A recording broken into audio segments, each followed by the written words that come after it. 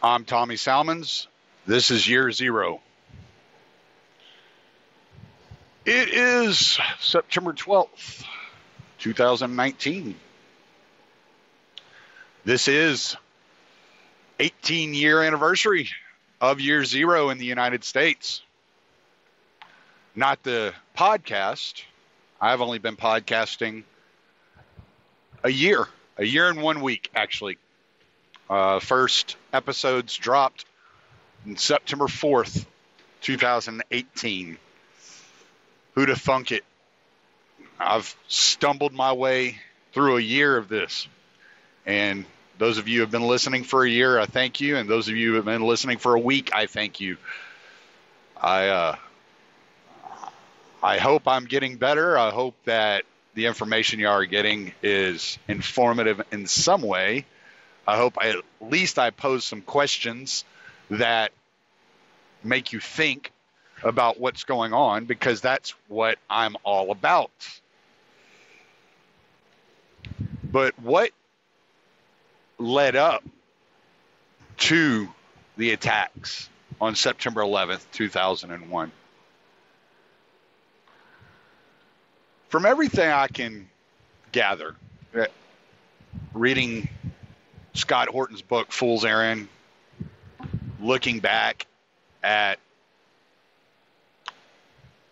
all the different events that were happening throughout the years leading up to 9/11, there seems to be some strategic purpose to 9/11. I've never considered myself a 9/11 truther. I've always thought those guys go a little too far. And I look at everything skeptically and try to figure out why exactly these things are going on. So in the 80s, the Soviet Union was at war with Afghanistan. And the CIA was issuing illegal passports to Al-Qaeda members and Taliban members. And they were shipping them into the United States, and they were training them and then shipping them back to Saudi Arabia and Afghanistan to fight the Soviet Union. And what the United States was hoping was to give Saudi Arabia their own quote-unquote Vietnam, and to create such financial hardships that the Soviet Union could no longer financially stand and fight the Cold War. The Cold War was a lot of espionage, and there was a lot of arms manufacturing that was going on in the Cold War. It started shortly after World War II because the Soviet Union saw the might and power of the nuclear bomb when the U.S. dropped the bomb on Japan, or the bombs, multiple bombs on Japan. And it has been speculated that the reason the U.S. dropped these bombs is because they knew that their next rival geopolitically was going to be the Soviet Union. And they wanted to show the Soviet Union their strength, and that the U.S. is not to be messed with, and that it had nothing to do with ending the war, that the war was ending, and Japan was already in the process of stepping out of the war and prior to the bombs being dropped. The fire bombings that were happening around Japan were killing several times more people than the nuclear bombs ever did. But the size of the explosion, the impact, the detonation, the destruction left behind by the nuclear bombs that were dropped was a symbol of power, of strength. That we have this weapon and we are not afraid to use it. So to put that idea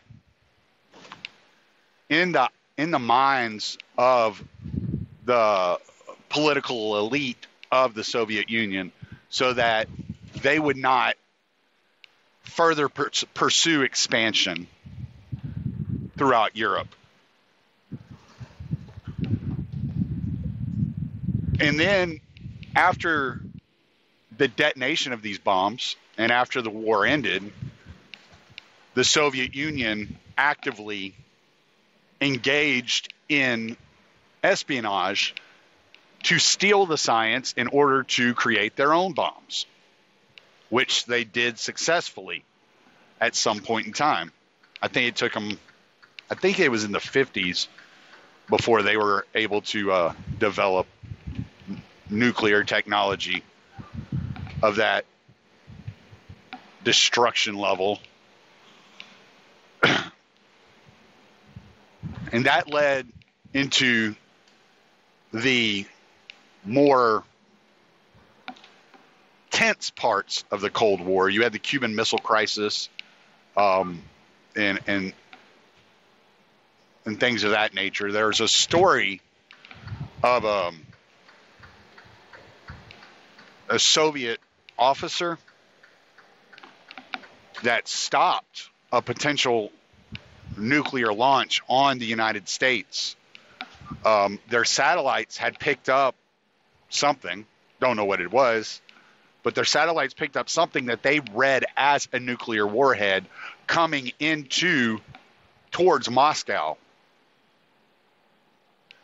And they were all set to launch. I think all the orders had been given to launch a nuclear strike. And this one officer refused. And come to find out, their radars had picked up something and falsely interpreted it as a nuclear warhead. And this one particular Soviet officer, and I could be wrong that it was an officer, I don't know. I'm saying he was an officer. I can't remember his name. It's been a while since I read on it. But this one particular gentleman saved the world from experiencing a full-out nuclear war between the Soviet Union and the United States.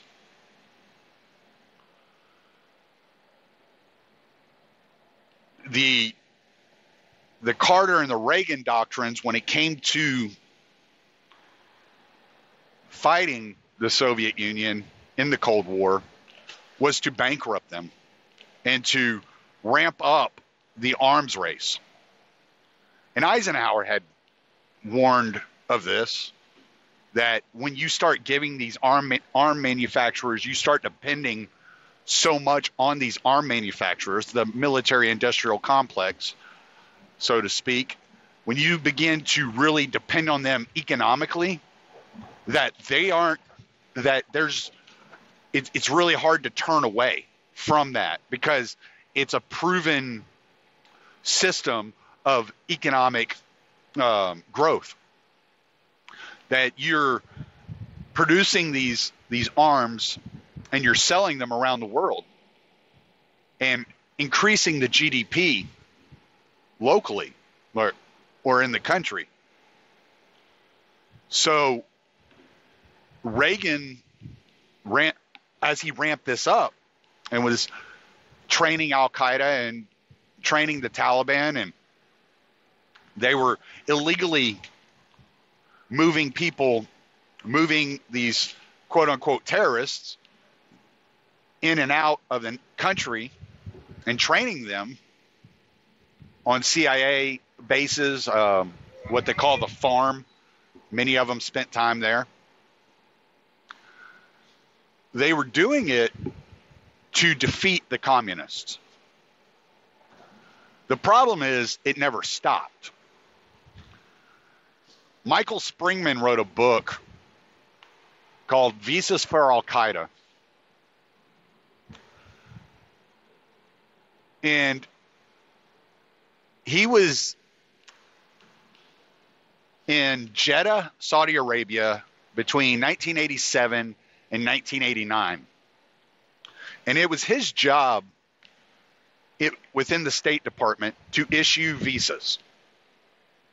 And he discusses how these people would come in with no ties to no proven ties to their native country. They didn't own any land. They didn't have any family that could be traced. There were no ties. There were no solid ties to prove these people were going to just visit the United States as tourists or whatever and come back to their home region. And he talks about how some of these guys were from the Philippines coming into Saudi Arabia to get visas from this specific embassy, because this was a CIA-run embassy in Jeddah, Saudi Arabia. And his orders were to issue these visas no matter what. And he caused a lot of trouble because he would turn down some of these guys. And when the CIA would approach him, he would say, no, they need to get their shit together. I need to have at least the paperwork in order. I got to cover my ass. And he didn't know why this was going on. And it wasn't until after the fact that he found out that these guys were being trained to fight communism. And he said, had they told me that, I probably would have gone along with them. And after 9/11, he began looking into that.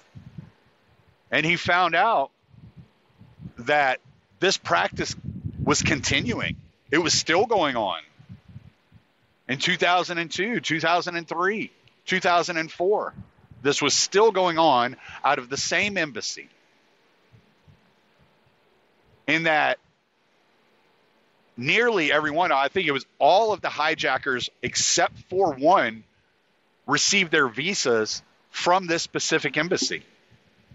That 14 of the hijackers received their visa from one specific State Department official. I can't remember her name. It was Stiletto or Staninko or it was some weird name. In that she was issued with the task of assuring that these visas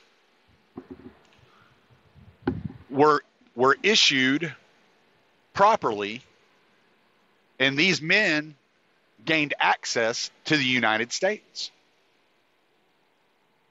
This was a CIA-run operation to import terrorists into the United States and train them on military bases around the country. Then you had a story that came out a little bit later. I think it was in 2004, 2003. It was discovered that two of the hijackers had roommated with an FBI informant in San Diego. And this was a well-respected, tested informant. And these two hijackers lived with him.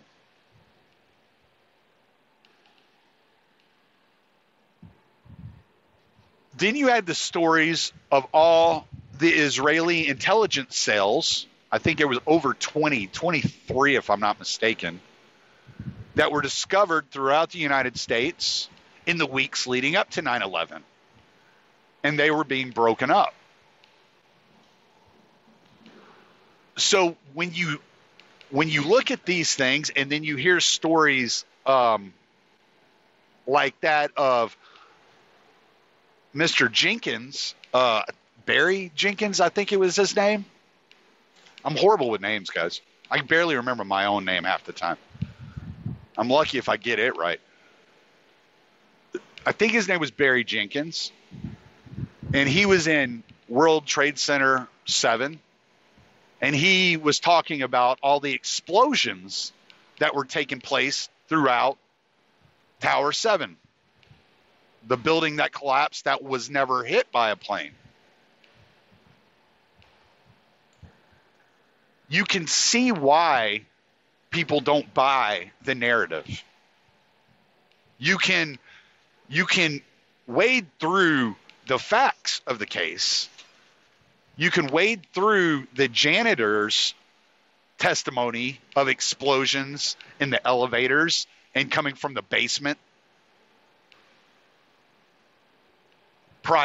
He testified that he was on basement level 1, and he testified that there were explosions beneath him in basement level 2 prior to the first plane hitting the World Trade Center.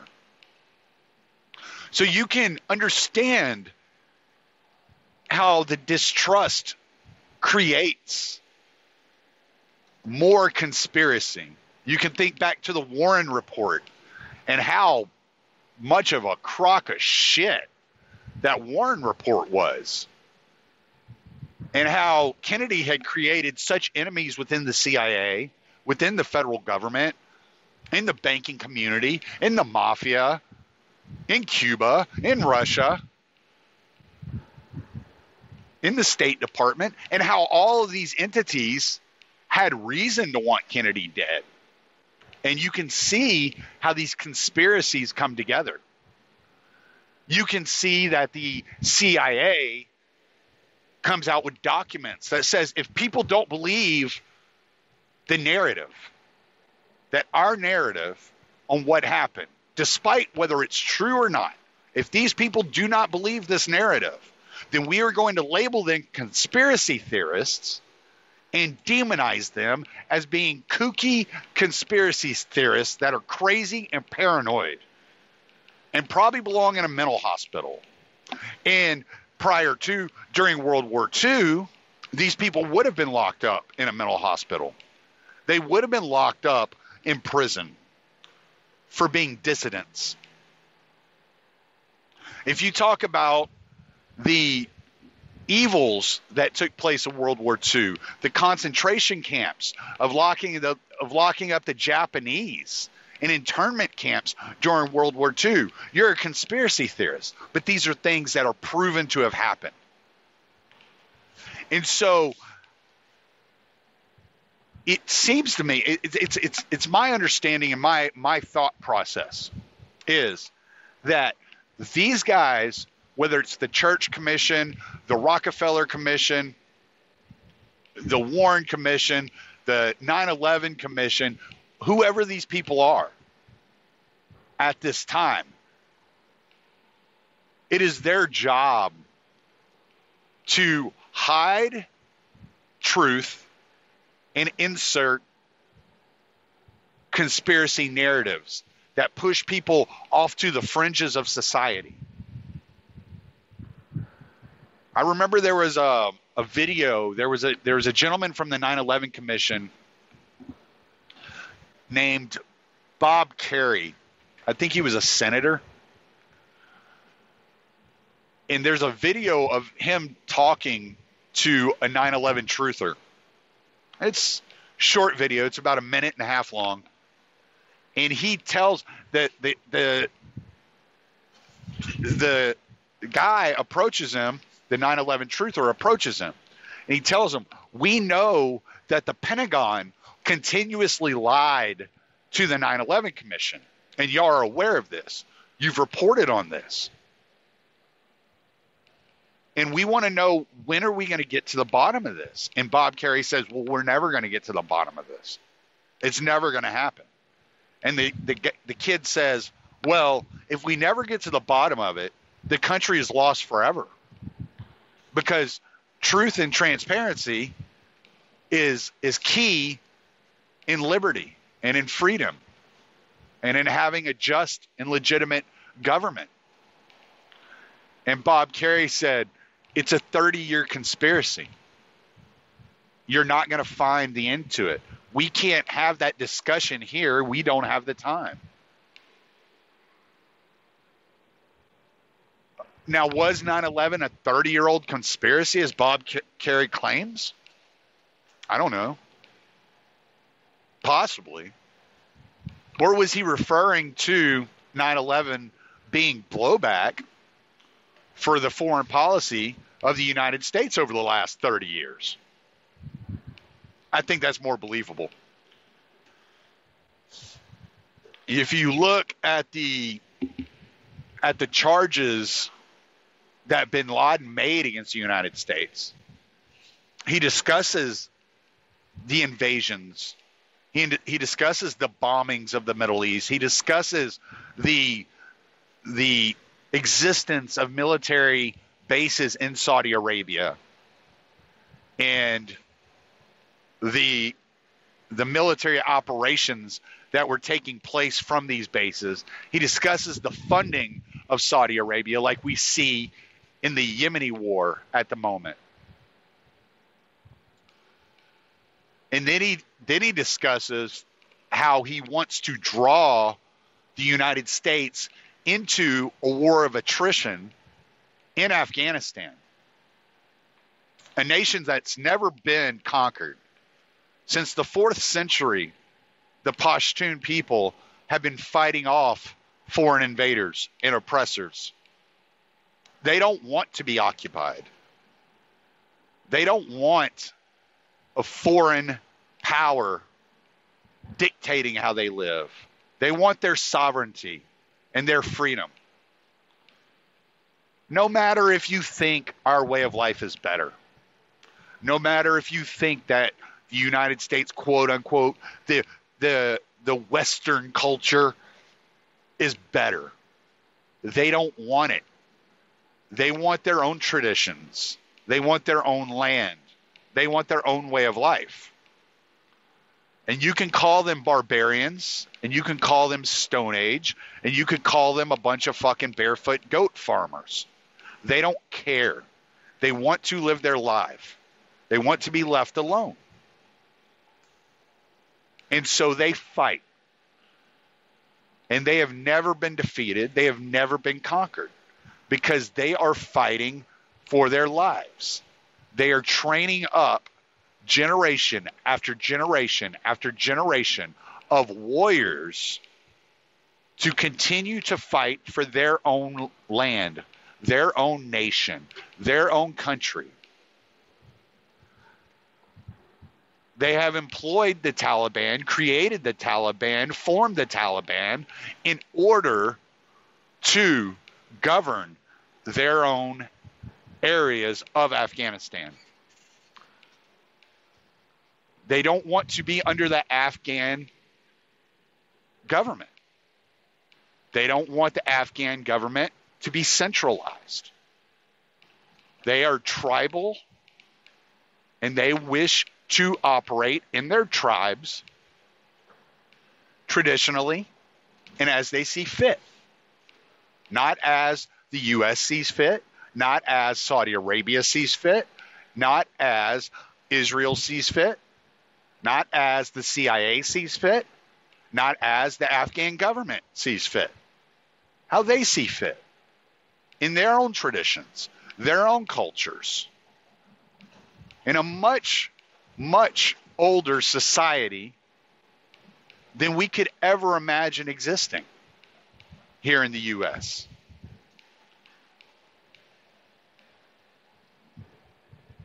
And so they fight. And they fight tirelessly. They fight endlessly. They will not quit. Generation after generation after generation. They will fight for their way of life.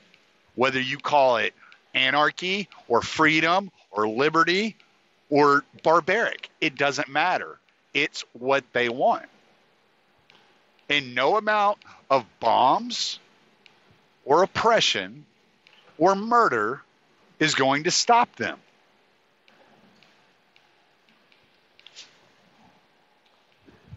So, as you reflect on 9/11, remember the words of bin Laden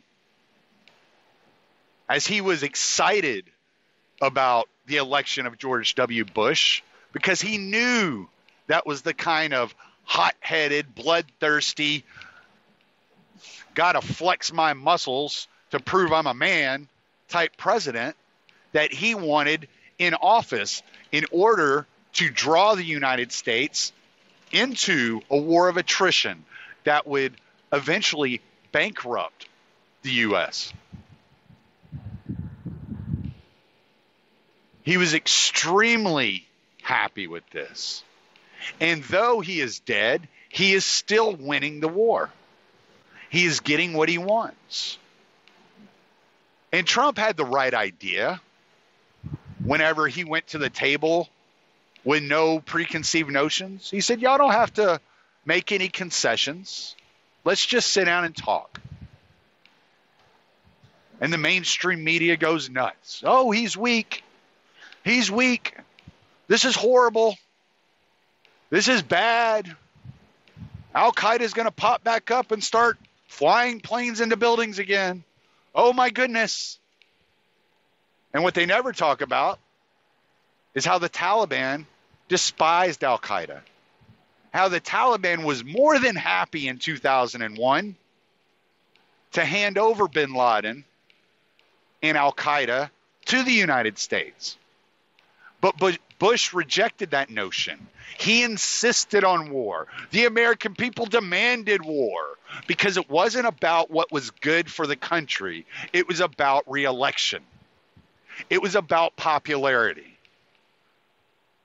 How do I become the popular president that is guaranteed a re-election? How do I remain in power? How do I leverage a crisis into political gain for myself? Anybody who steps back, any politician that steps back and does what's difficult and unpopular for the health of the U.S. as a country is doomed politically. And they know this. Every time these people are making decisions, these politicians or these candidates are making decisions or discussing their plans, they are not thinking about the health of the country. They are thinking about the health of their political career. Knowing that, they are just kicking the can down the road for a future generation to deal with the negative consequences of the policies they pass today. Knowing that they can continue to finance wars and these I just lost my train of thought. Not even my train of thought, the word. Jesus fucking Christ. I don't know what just happened. These policies, knowing that they can finance these policies, these welfare policies, these entitlement. Thank you, Google. I think Google told me that. These entitlement policies through debt, through more borrowed money from the Federal Reserve. And that the taxes being paid barely cover the interest on the debt. When you see Trump running up $1 trillion deficit in 1 year, you know that they don't care about the debt. When you hear Dick Cheney saying that deficits don't matter, you know they don't care about the debt. When Rush Limbaugh comes out and says, well, nobody cares about the debt, you know nobody cares about the debt. But you know who's going to care about the debt is that generation. whether it's the next generation or the generation after that or 10 generations down the road. When that bill comes due and everything collapses out from under the feet of that generation, they can look back at the greediest generation in American history and say these people destroyed the country. These people destroyed our future. And for what? For political gain. It was all done for political gain because nobody thinks with their head anymore. Everybody's thinking with their heart. I was having a conversation with a gentleman the other day, a really pretty moderate guy. And I'm explaining to them the economics of why these programs of universal health care and the Federal Reserve are going to clash and have a devastating effect on the country in the future. And he said, quote, sometimes economics don't matter. Sometimes you just have to do the right thing no matter what it costs. And I'm like, but if the right thing robs a future generation of their ability to survive, their ability to thrive, is it moral just because you will no longer be alive whenever the consequences take place? Can you sleep with yourself knowing that your great-grandchildren or your great-great-grandchildren are going to be doomed to an agrarian lifestyle because you wanted something today? You refused to put off today because of the consequences of tomorrow? And this is what we're dealing with these wars and with these entitlement programs. They're fighting today. They're passing legislation today that is immediately politically expedient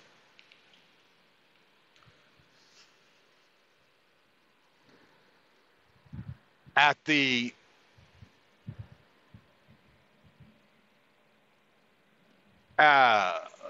as they put off the consequences to future generations that are going to have a much less stable living environment than the United States has seen in over 100 years. Now, I don't know when this happens. What, 5 years from now? 2 years from now? 150 years from now? That all these things come back to haunt the country?